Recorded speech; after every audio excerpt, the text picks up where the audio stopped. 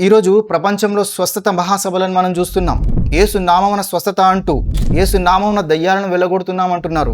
వీరు యేసు వారితో అంటున్నారు, ఎప్పుడు రేపు తీర్పు దినం రోజున, ప్రభువా మేము నీ నామమున అద్భుతాలు చేశాం కదా, స్వస్థతలు చేశాం కదా, దయ్యాలను వెళ్ళగొట్టాం కదా అని అంటే యేసు వారు ఏమంటున్నారు, అక్రమము చేయువారులారా నా యొద్ద నుండి పొండి అని నేను వారితో అందును. హెబ్రీయులకు రాసిన పత్రిక 13వ అధ్యాయం 8వ వాక్యంలో, యేసుక్రీస్తు నిన్న నేడు ఒకే రీతిగా ఉన్నాడు, అవును యుగయుగములు ఒకే రీతిగా ఉండును. నిన్న నేడు యుగయుగములు ఒకే రీతిగా యేసువారు ఉన్నారని బైబిల్ సాక్ష్యం ఇస్తుంది. ఒకప్పుడు దేవుడిగా ఉన్నారు, తన్ను తాను తగ్గించుకొని మానవుడిగా వచ్చారు, మళ్ళీ దేవుడిగా మారిపోయారు కాదు, ఒకే రీతిగా ఉన్నారు. ఏ రీతిగా? దేవుని దాసుడుగా, దేవుని ప్రవక్తగా, దేవుని క్రీస్తుగా, దేవుని సేవకుడిగా ఒకే రీతిగా యేసువారు కనబడుతున్నారు 3 కాలాల్లో. మరి ఎక్కడ కూడా యేసు సర్వాధికారాలున్న దేవుడిగా కనబడటం లేదు అన్న విషయం మనకు అర్థమైంది. సృష్టిలో ఉన్న ప్రతి దానికి కూడా దేవుడు ఒక స్థానాన్ని నిర్దేశించాడు. యేసు పట్ల ఏ విశ్వాసాన్ని కలిగి ఉండాలన్న దానికి కూడా ఒక స్థానాన్ని నిర్దేశించాడు దేవుడు. ఆ స్థానాన్ని తగ్గించినా దాని పర్యవసానం మరణమే, ఆ స్థానాన్ని పెంచినా దాని పర్యవసానం మరణమే. ఎలాగా? ఉదాహరణకి భూమికి సూర్యునికి మధ్య ఒక దూరాన్ని ఏర్పాటు చేశాడు దేవుడు. ఆ దూరం తగ్గినా దాని పర్యవసానం మరణమే. ఎలాగా? సూర్యుడి వేడికి భూమి మాడిపోతుంది. ఆ దూరం పెరిగినా దాని పర్యవసానం మరణమే. ఎలాగంటే భూమి అంతా కూడా మంచుగడ్డగా మారిపోతుంది. మీకు ఇంకా స్పష్టంగా అర్థం కావడం కోసం మరొక ఉదాహరణ. మనిషికి సహజంగా బీపీ ఇంకా షుగర్ ఉంటుంది. ప్రతి మనిషికి బీపీ షుగర్ ఉంటుంది. అది మనిషి మనుడుకు అవసరం కాబట్టి. ఆ బీపీ షుగర్ లెవెల్ పెరిగినా అనర్థమే, తగ్గినా అనర్థమే. ఆ బీపీ షుగర్ లెవెల్ ఏ స్థాయిలో అయితే ఉండాలో అదే స్థాయిలో ఉండాలి. అలాగే యేసు పట్ల ఉండవలసిన విశ్వాసాన్ని దేవుడు ఏ స్థాయినైతే ఉంచాడో ఆ స్థాయి నుంచి తగ్గించినా దాని పర్యవసానం మరణమే, దాన్ని పెంచినా దాని పర్యవసానం మరణమే. యేసుతో సంబంధం కలిగినటువంటి 3 వర్గాలు ప్రపంచంలో కనబడుతున్నాయి. ఒకటి యూదులు, రెండవది క్రైస్తవులు, మూడవది ముస్లింలు. యూదుల విషయం చూస్తే, యూదులు యేసుని క్రీస్తని, ప్రవక్తని, దేవుని దాసుడని విశ్వసించాలి అంటే యూదులు యేసుని క్రీస్తని విశ్వసించలేదు, ప్రవక్త అని విశ్వసించలేదు, దేవుని దాసుడని విశ్వసించక ఆయన స్థాయిని తగ్గించి అవిశ్వాసులైపోయారు యూదులు.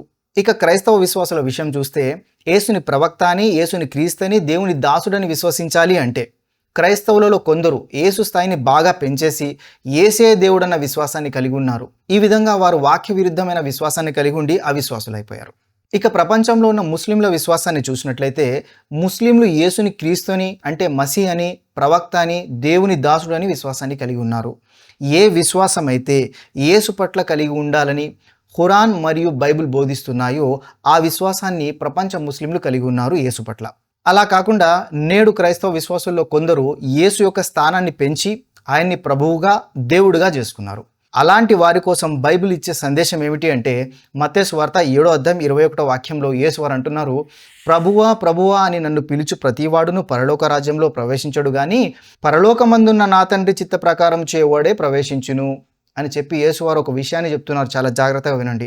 22వ వాక్యంలో, ఆ దినమున, ఏ దినమున? రేపు తీర్పు దినమున అనేకులు నన్ను చూసి, ఎవరిని చూసి?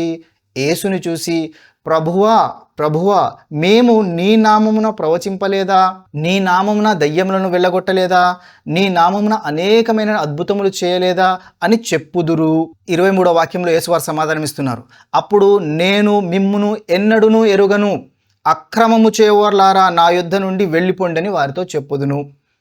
ఈ వాక్యాన్ని మనం జాగ్రత్తగా పరిశీలించినట్లయితే చాలా ఆసక్తికరమైన విషయాలు మనకు తెలుస్తాయి.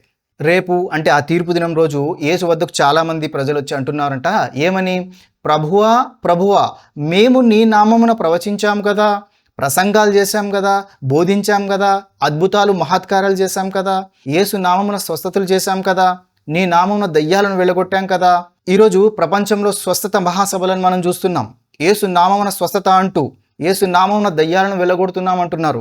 వీరు యేసు వారితో అంటున్నారు, ఎప్పుడు రేపు తీర్పు దినం రోజున, ప్రభువా మేము నీ నామమున అద్భుతాలు చేశాం కదా, స్వస్థతలు చేశాం కదా, దయ్యాలను వెళ్ళగొట్టాం కదా అని అంటే యేసు వారు ఏమంటున్నారు, అక్రమము చేయువారులారా నా యొద్ద నుండి పొండి అని నేను వారితో అందును.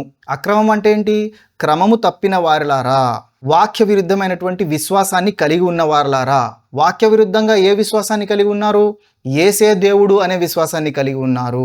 కాబట్టి వాక్యాలను పరిశీలించి వాక్యపరమైనటువంటి విశ్వాసాన్ని యేసు పట్ల మనం కలిగి ఉండాలి. వాక్యపరమైనటువంటి విశ్వాసాన్ని కలిగి ఉంటే కలిగే లాభం ఏంటంటే దేవుని యొక్క ఆశీర్వాదం ఉంటుంది, దేవుని యొక్క అనుగ్రహం ఉంటుంది, నిత్య జీవం లభిస్తుంది.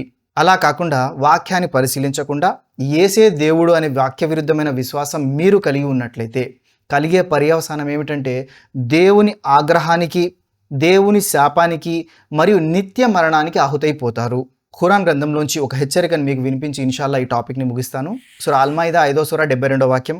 మరియం కుమారుడు మసీయే అల్లా అని అనేవారు నిశ్చయంగా సత్య తిరస్కారులు. నిజానికి మసీహ్ క్రీస్తు ఇలా అన్నాడు, ఓ ఇస్రాయేల్ సంతతి వారలారా, అల్లానే ఆరాధించండి, ఆయన నాకు దేవుడే మీకు దేవుడే. వాస్తవానికి ఇతరులను అల్లాకు సమానులుగా భాగస్వాములుగా చేసేవారికి, అంటే అల్లాతో పాటు మరొక దేవుడు ఉన్నాడు అని అనేవారికి నిశ్చయంగా అల్లా స్వర్గాన్ని నిషేధించాడు. అలాంటి దుర్మార్గుల నివాసం నరకాగ్నియే. దుర్మార్గులకు సహాయం చేసేవారు ఎవరు ఉండరు. సుబాన రబ్బిక రబ్బిల్ ఇజ్జతి అమ్మా యసిఫూన్ వసలాముల్ అల్ ముర్సలీన్ వల్హమ్దులిల్లాహి రబ్బిల్ ఆలమీన్. ప్రవక్తల పరంపరలో చిట్ట చివరి ప్రవక్త ముహమ్మద్ సల్లల్లాహు అలైహి వసల్లం వారిపైన సృష్టికర్త అయినటువంటి అల్లా అవతరింపజేసినటువంటి దివ్య గ్రంథమే ఖురాన్ గ్రంథం. ఇది మానవులందరి కోసం అవతరించినటువంటి గ్రంథం కాబట్టి తప్పకుండా చదువుతారని భావిస్తున్నాం. ఎవరైనా ఖురాన్ గ్రంథాన్ని తెలుగులో చదవాలనుకునే వారి కోసం డిస్క్రిప్షన్లో లింక్ ఉంటుంది. ఇన్షాల్లా తప్పకుండా చదవండి. అష్హదు అన్ లా ఇలాహ ఇల్లా అంత అస్తగ్ఫిరుక వ అతూబు ఇలైక్. అస్సలాము అలైకుం. అల్హమ్దులిల్లాహి రబ్బిల్ ఆలమీన్.